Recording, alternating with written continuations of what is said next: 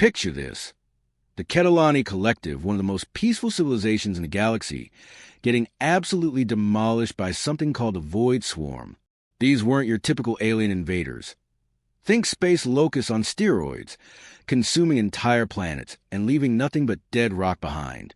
The Ketelani were the good guys of the galaxy, you know? They'd spent thousands of years building beautiful crystal cities that floated among the clouds of gas giant planets. Their entire culture was based on harmony, art, and scientific discovery. They'd never started a war, never conquered anyone, never even raised their voices in anger. Other species looked up to them as the perfect example of what civilization could become. They were like that one neighbor who always brings cookies to block parties and never complains when your music gets too loud. But the Void Swarm? They didn't care about any of that. The first Ketelani world to fall was their agricultural planet, Thyros Prime. The swarm came out of nowhere, billions of chittering, screeching creatures that looked like someone had crossed a praying mantis with a nightmare. They didn't just attack the cities. They consumed everything. The beautiful floating gardens that had taken centuries to grow, gone in hours. The crystal spires that touched the clouds, dissolved and absorbed. Even the atmosphere itself got stripped away, leaving behind a dead, airless rock. The Ketelani leadership couldn't believe what they were seeing. In their peaceful existence, they'd never encountered anything like this. These creatures didn't want territory, didn't want resources in traditional sense, didn't want to negotiate or establish trade routes.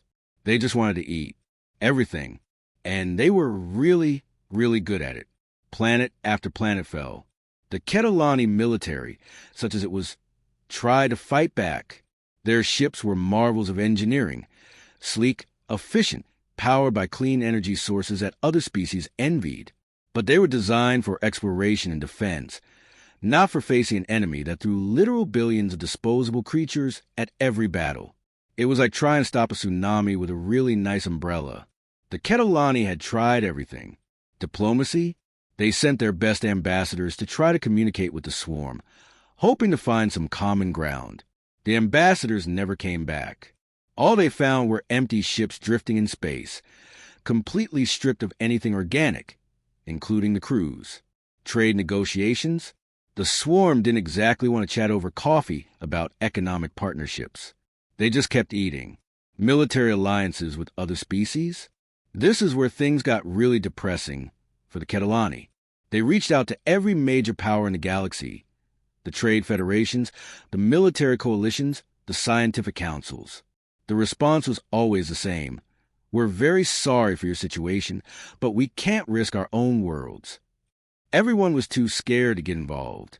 They'd all heard the reports, seen the dead planets the swarm left behind, and decided that the Ketelani were already doomed. 3 months into the invasion, the Ketelani had lost half their worlds. 6 months in, they were down to their last 3 planets, desperately trying to evacuate billions of civilians to overcrowded refugee ships. Their beautiful crystal cities were being dismantled and packed away, their greatest artworks and scientific discoveries crammed into cargo holds. It was like watching the Library of Alexandria burn, except it was an entire civilization going up in smoke. That's when they did something no proud civilization wants to do. In their final hours of desperation, they swallowed their pride and broadcast an open distress signal across the entire galaxy, not to specific allies or trading partners, but to everyone, anyone who could hear them. Help us, they begged. We'll give you our best technology, our cultural treasures, anything you want, our fusion technology that could power your world for centuries, our medical knowledge that could cure diseases you didn't even know existed, our art, our music, our poetry. Take it all. Just please help us survive. It was heartbreaking, really. Here was a species that had spent millennia building something beautiful and peaceful, now reduced to offering everything they'd ever created to strangers, hoping someone, somewhere, would care enough to help. The response came from the last place they expected, Earth, a little blue planet on the outer rim that most species had written off as barbaric and primitive. The galactic community knew about humans, sure, but they were considered newcomers, violent, unpredictable, still figuring out basic space travel while other species had been crossing the galaxy for thousands of years. But here's the kicker. The ships that showed up weren't flying flags of Earth's legitimate military or some noble peacekeeping force. Oh no, these vessels belonged to humanity's dark side. Mercenaries were criminals, pirates, and corporate death squads. The monsters that civilized humans pretended didn't exist. The ones they kept in the shadows, handling the dirty work that polite society couldn't stomach. The Ketelani were about to learn that sometimes, when you're desperate enough to call anyone for help, you might not like who actually shows up to answer. When the human fleet dropped out of hyperspace, the Ketelani delegation probably wished they'd never sent that distress call. They'd been expecting something heroic, you know? Maybe sleek battleships with noble insignias, or at least clean military vessels that looked like they belonged to a proper space navy. What they got instead was like opening your door, expecting the fire department, and finding a biker gang standing there instead. This wasn't some shiny armada of heroes. It was a collection of retrofitted nightmares. Warships that looked like they'd been through a blender and then welded back together by someone with questionable engineering skills. The hull plating was mismatched, with patches of different metals creating a patchwork appearance that spoke of countless repairs after countless battles. Some ships had armor plating that clearly wasn't original.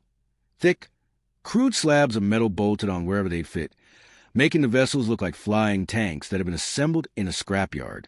The weapons were even worse. Or better, depending on your perspective. These weren't the clean, precise beam weapons that civilized species used. No, these ships bristled with projectile cannons, missile pods, and things that the Ketelani weapons experts couldn't even identify. One massive freighter had what looked like an old mining laser strapped to its hull, except this laser was easily 10 times bigger than anything meant for asteroid processing. Another ship appeared to have torpedo tubes welded directly onto its sides, completely ignoring any sense of aerodynamic design or aesthetic appeal. Cargo freighters that had been turned into flying arsenals dominated the fleet. These weren't elegant ships designed for commerce between civilized worlds. They were brutes, heavy, industrial vessels that looked like they could ram through an asteroid field and come out the other side asking for more. Their cargo bays had been converted into weapon batteries, and many had additional engine pods strapped on wherever there was room, giving them the appearance of mechanical beasts that had grown too many limbs. But the ships were nothing compared to the people who climbed out of them.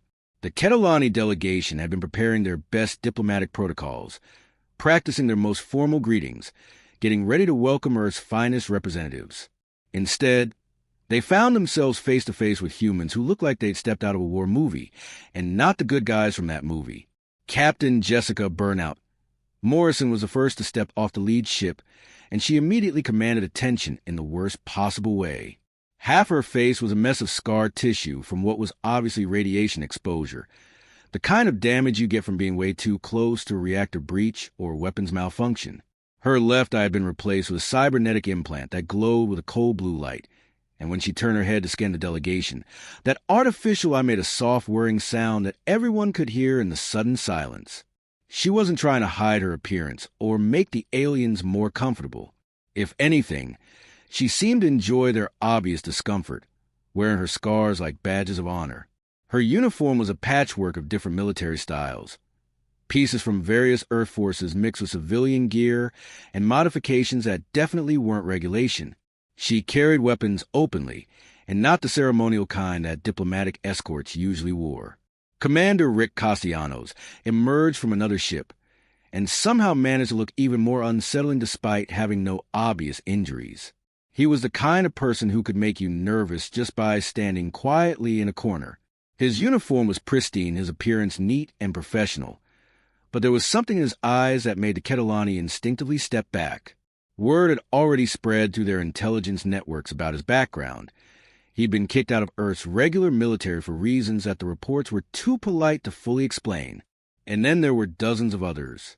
Former soldiers who'd been discharged for reasons that ranged from insubordination to much worse things.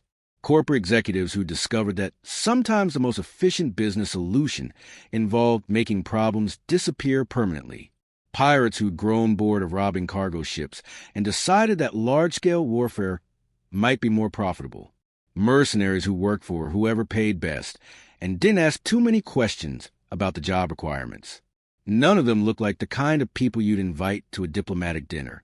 They looked like the kind of people you'd hire to make sure your enemies never made it to diplomatic dinners. The Ketelani delegation tried to maintain their composure, but you could see the doubt creeping into their expressions. These humans weren't presenting credentials or offering formal assistance. They were looking around the meeting area like they were assessing it for tactical advantages, checking exit routes, identifying potential threats. It was unsettling in a way that the gentle Ketelani had never experienced before. When Morrison finally stepped forward and smiled at the horrified Ketelani delegates, that smile was probably the most terrifying thing they'd seen all day. It wasn't cruel or evil. It was a casual confidence of someone who'd seen terrible things and decided they were just part of the job. "Don't worry about your little bug problem," she said, her voice carrying a kind of easy assurance that suggested she'd solved similar problems before. "Humanities specialists will take care of it." You could practically hear the aliens wondering if they'd just made a deal with the devil. Because looking at these scarred, armed, dangerous humans, it was becoming very clear that salvation might come a price they hadn't expected to pay. Here's where things get really interesting. The swarm had perfected their technique over millennia, overwhelmed civilized resistance with pure numbers and biological superiority. They expected organized fleet battles, predictable tactics, maybe some desperate last stands from the few remaining defenders. You know, the kind of warfare that follows rules, has clear battle lines, and makes sense on a tactical level. What they got instead was absolute chaos. The thing is, every other species in the galaxy fought wars the proper way. They'd line up their fleets, engage in honorable combat, follow established protocols about civilian protection and prisoner treatment. It was warfare with rules, conducted by beings who believed that even in conflict, there should be some level of civilization and dignity. The swarm had learned to counter all of that over countless invasions. But humans threw the rulebook out the airlock on day one. The moment the human fleet arrived, they did something that confused everyone, including the Ketelani who'd called for help. Instead of forming up into a proper battle formation and engaging the swarm head-on, the humans scattered like roaches when the lights come on. One moment there was a unified fleet, and the next moment there were dozens of individual ships heading off in completely different directions, disappearing into void like they were running away.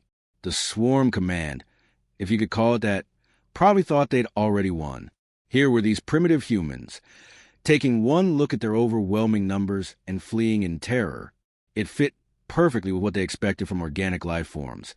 Initial resistance followed by panic and retreat. They were so wrong.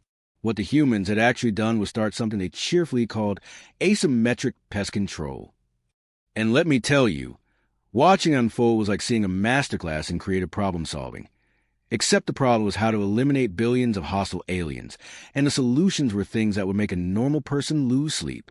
Commander Dave Reaper Thompson became the stuff of legend among both the human crews and the increasingly frustrated swarm forces. His ship would appear out of nowhere, literally nowhere, like he'd been hiding behind asteroids or drifting with engines off in the cold of space, and hit a swarm formation with weapons that definitely violated several galactic treaties. We're talking about things that weren't just unconventional. They were downright creative in their destructiveness. Then, before the swarm could even figure out where the attack had come from, Thompson's ship would vanish again. Not retreat in the traditional sense, but actually disappear, using techniques that suggested humans had been thinking about stealth warfare long before they met their first alien. The swarm would swarm toward where he'd been, finding nothing but empty space in the wreckage of their own ships. Captain Amy Blackwood took a different approach that was somehow even more unsettling. She was seeding space with what looked like normal mines, the kind of defensive weapons that civilized species had been using for centuries. Except these weren't normal mines. When they detonated, they didn't just explode with conventional force. They released clouds of engineered substances designed to interfere with swarm biology at the cellular level. The Ketelani scientists who were monitoring these engagements kept asking their human counterparts for technical specifications, trying to understand exactly what these weapons were doing. The answers they got back were usually along the lines of, "Trust us, you don't want to know the details," which, honestly, was probably good advice. But here's where things got really wild. The humans weren't just fighting the swarm, they were studying them. While other species had always treated swarm encounters as pure combat situations, these human crews were actively capturing live specimens, not for prisoner exchanges or intelligence gathering in the traditional sense, but for what they called biological research. The Ketelani scientists who witnessed these research sessions needed serious counseling afterward. These humans were dissecting living swarm creatures, running experiments that pushed the boundaries of what even wartime necessity could justify, and documenting everything with the kind of methodical precision that suggested they'd done this sort of thing before. The worst part? They seemed to be having fun doing it. You'd walk past their research areas and hear laughter coming from inside. Actual laughter. These people were trading war stories like old friends discussing their favorite sports teams, sharing discoveries about swarm biology like they were comparing notes on a hobby project. Someone would figure out a new way to disrupt swarm communication networks, and the whole team would gather around to admire the cleverness of the solution. "Oh, that's brilliant," they'd say, looking at readouts that showed how to turn the swarm's own biological advantages against them. "Have you tried combining that with the neurological disruptor we developed last week?" It was like watching scientists at work, except their laboratory was a battlefield, and their test subjects were trying to eat everyone in the galaxy. The casual way they approached these problems was somehow more terrifying than if they'd been angry or vengeful. These weren't people driven by hatred or fear. They were people who saw an interesting challenge and decided to solve it with the kind of thorough, methodical approach that humans apparently brought to everything. The swarm, meanwhile, was discovering that all their evolutionary advantages meant nothing when facing an enemy that refused to play by the rules they'd learned to exploit. For the first time in their existence, they were facing opponents who were more adaptable, more creative, and significantly more ruthless than they were. The turning point came when the swarm realized they weren't fighting a civilized species anymore.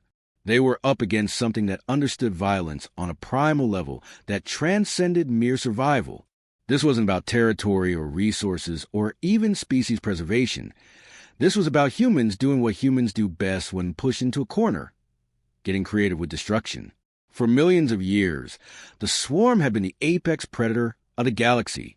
They consumed countless civilizations, each one following predictable patterns. First came the organized resistance, fleets arranged in proper formations, following established military doctrine. Then came the desperate defense of homeworlds, with civilians evacuated and last stands planned around strategic choke points. Finally came the collapse, as moral species couldn't bring themselves to match the swarm's ruthlessness. But humans looked at those established patterns and decided they were more like suggestions than actual rules. Take Captain Tom Sledgehammer Hayes and his squadron. They were patrolling the outer edge of Ketelani space when they ran straight into a swarm advance force that outnumbered them 10-1. Any sensible commander would have called for reinforcements, maybe conducted a fighting retreat to buy time for a larger response. Standard military doctrine across a dozen species. So you don't engage when you're that badly outnumbered. Hayes took one look at the situation and apparently decided that standard military doctrine was for people who lacked imagination. Instead of retreating, his squadron did something that broke every rule of space combat. They split up and attacked from all directions simultaneously. Not in some coordinated pincer movement or fancy tactical maneuver. They just scattered like a bomb had gone off and started hitting the swarm formation from every possible angle at once. The swarm had evolved to handle frontal assaults, flanking maneuvers, even complex multi-vector attacks. What they couldn't handle was 12 human ships acting like 12 completely separate one-ship wars, each with its own agenda, and no apparent concern for supporting the others. Hayes' people were ramming swarm bioships, using debris as improvised weapons, and generally treating the laws of physics more like friendly suggestions. The result was chaos on a scale that the swarm's collective intelligence couldn't process. Their numerical advantage became meaningless when they couldn't figure out which target to prioritize. Every time they tried to focus their forces on one human ship, 2 others would appear from different directions and start causing havoc. It was like trying to fight smoke. The harder they tried to grab it, the more it slipped through their fingers. And when the bugs tried to claim territory, the humans had an answer for that too. Most species, when they lost ground to the swarm, would fall back and try to establish new defensive lines. The humans would fall back too, but they'd leave presence behind. Booby traps that weren't just explosive. They were psychological warfare disguised as engineering. Bases that would seem perfectly functional until a swarm tried to use them, then would turn into elaborate death traps that seemed designed by someone with a twisted sense of humor. The Ketelani observers watching this unfold couldn't decide if they were witnessing military genius or organized insanity. Maybe both. The humans were turning every piece of captured territory into a liability for the swarm, making them afraid to occupy anything they conquered. It was like the humans had figured out how to weaponize the very concept of victory. But the real masterpiece came when the humans started targeting the swarm's greatest strength, their perfect coordination. Every adaptation the swarm had developed over millions of years, the humans found a way to turn it into a weakness. Their rapid reproduction rate. The humans introduced biological agents that turned that speed against them, causing cellular breakdown that spread faster through larger populations. Their collective memory. Human psychological warfare experts started feeding them false information that corrupted their tactical databases. And their perfect coordination? That's where Jennifer Ghost Martinez came in. Martinez was the kind of person that corporate security teams have nightmares about. She'd spent years breaking into systems that weren't supposed to be breakable, stealing data that wasn't supposed to exist, and generally proving that no digital system was as secure as its creators believed. When she turned her attention to the swarm's hive mind network, it was like watching a master artist work with a medium she'd been born to manipulate. The swarm's collective consciousness was their crowning evolutionary achievement. Billions of individual creatures acting as one unified entity, sharing information instantaneously, coordinating attacks with impossible precision. It was what made them unbeatable. Until Martinez got her digital fingers into their communication protocols. She didn't just hack their system, she hijacked it. Suddenly, these perfectly coordinated killing machines were getting conflicting signals. Ships that should have been working together started attacking each other. Formations that had been moving as one unified force broke apart as different units received contradictory orders. The final blow was almost poetic. The swarm's greatest strength, their unified consciousness, became their downfall when it got hijacked by humanity's digital monsters. Martinez and her team turned the hive mind into a weapon against itself, feeding it so much contradictory information that the collective intelligence basically had the equivalent of a nervous breakdown. Watching swarm fleets tear themselves apart in confused fury while human ships picked off the survivors was probably the most beautiful thing the Ketelani had ever seen. It was also the most terrifying because they were starting to understand what kind of species they'd invited to help them. The monsters had met bigger monsters, and humanity's monsters had won. When the smoke cleared and the last swarm bioship drifted dead in space, the Ketelani had to face an uncomfortable truth. They'd been saved, sure, but by whom exactly? The silence that followed the final battle was almost more unsettling than the chaos that had come before it. For months, Ketelani space had been filled with the constant noise of combat, the chittering screams of swarm creatures, the explosive sounds of weapons fire, the crackling of communications between desperate defenders. Now there was just quiet, the kind of quiet that comes after a storm has passed, leaving you to survey the damage and figure out what's left. The Ketelani rescue fleets that arrived to assess the aftermath found scenes that would haunt their reports for decades. Entire swarm bioformations floating dead in perfect formation, as if they'd simply stopped existing all at once. Debris fields that looked less like battle sites and more like elaborate dissection labs. And human ships moving through it all like sharks through a feeding ground, systematically stripping anything useful from wreckage. Because that's the thing the Ketelani were starting to understand. The human mercenaries weren't interested in the rewards they'd originally promised. All those offers of advanced technology, cultural treasures, and scientific knowledge, the humans barely glanced at them. They'd already taken what they wanted during the campaign, and their definition of payment was apparently much more flexible than anyone had expected. Captain Morrison's crew had been particularly thorough, while the battles were still raging. Her people had been collecting samples from every swarm creature they'd encountered, not just for research, but for integration into their own equipment. By the time the fighting was over, her ship's biolabs were processing swarm genetic material, figuring out how to adapt their natural weapons and defensive systems for human use. Commander Thompson had focused on the technological side, reverse engineering swarm communication networks and navigation systems. His engineers were already installing modified swarm bioprocessors into their own ships, creating hybrid systems that combined human creativity with alien efficiency. It was like watching evolution in fast forward, except guided by beings who understood exactly what advantages they wanted to steal. Other crews had taken different approaches. Some had claimed entire swarm bioships, not to destroy them, but to study and potentially reactivate them under human control. Others had focused on the advanced materials that swarm creatures naturally produced, substances that were stronger than anything the Ketelani industrial catalog and could apparently be harvested from the battlefield like some kind of macabre mining operation. The Ketelani diplomatic teams who tried to conduct formal debriefings found themselves largely ignored. The humans weren't interested in paperwork or official recognition. They'd done a job, they'd taken their payment, and now they were getting ready to leave. It was business, not heroism, and they treated it with the casual professionalism of people who did this sort of thing regularly. But it was Captain Morrison who delivered the final lesson, standing in the ruins of what had once been a Ketelani diplomatic station.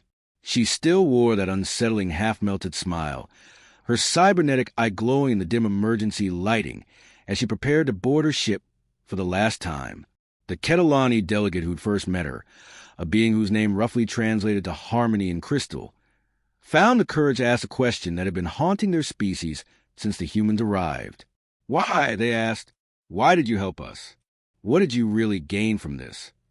Morrison's smile didn't change, but something shifted in her organic eye. For a moment, she looked less like a mercenary and more like a teacher delivering a lesson that she'd had to learn the hard way herself. "The galaxy's full of monsters," she said, her voice carrying the weight of experience that spanned more battlefields than the peaceful Ketelani could imagine. "You civilized folks have just been lucky that most of them happen to be human." She paused, letting that sink in, then continued with the kind of casual certainty that suggested she thought about this a lot. "See, your problem wasn't a swarm. Exactly. Your problem was thinking that being civilized meant you'd never have to deal with things that aren't civilized. But the universe doesn't care about your moral standards. Sometimes the only way to stop a monster is to send a bigger monster after it." The implications of that statement would keep Ketelani philosophers busy for generations. As the human fleet prepared to depart, the Ketelani found themselves in a strained position of being grateful and terrified at the same time. They'd been saved, their species would continue, their worlds could be rebuilt, but they'd also learned that their peaceful corner of the galaxy was only peaceful because someone else was handling the violence on their behalf. The Ketelani would spend generations debating whether they'd been rescued or whether they'd simply watched one apex predator eliminate another. Their art, their literature, their philosophical discussions would all be colored by the memory of watching their saviors work with the casual efficiency of people who understood violence as a tool rather than a tragedy. But they learned their lesson. They never again broadcast desperate pleas into the void, because sometimes a cure really can be more terrifying than the disease. Instead, they quietly began developing their own defensive capabilities, understanding finally that in a galaxy where monsters existed, you either learned to fight them or you learned to hire someone who could. And somewhere out in the dark between stars, humanity's monsters continued their work, waiting for the next desperate call for help. Because in a galaxy full of threats, sometimes you need something even scarier to keep you safe. That's the thing about humans that the rest of the galaxy was slowly learning. We might be the monsters, but we're your monsters.